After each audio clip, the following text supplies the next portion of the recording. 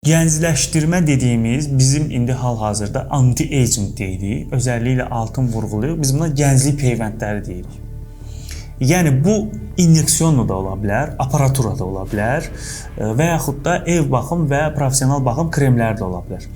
Əlbəttə ki, bizim 30 yaşındakı pasiyentlə 45-50 yaşındakı pasiyentin dərisi bir-birindən fərqli olur. İndividual pasiyentdə olur ki, genetik özəlliyi olur, avantajları olur. Onların 30 yaşındakı pasiyentin dərisi daha belə deyək, can alıcı olur. Baxım olaraq daha belə deyək, pis olur.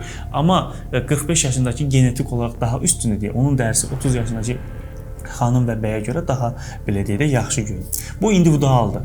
Amma və lakin belə deyim sizə, biz hər yaş növünə görə bizim preparatlarımız var. Biz buna deyirik 25+, 18+, 30+, 45+ dediyimiz 60, hətta biz 50 yaşdakı pasiyentlərə biz gənclik inyeksiyaları deyirik və aparatura da eyni qaydada.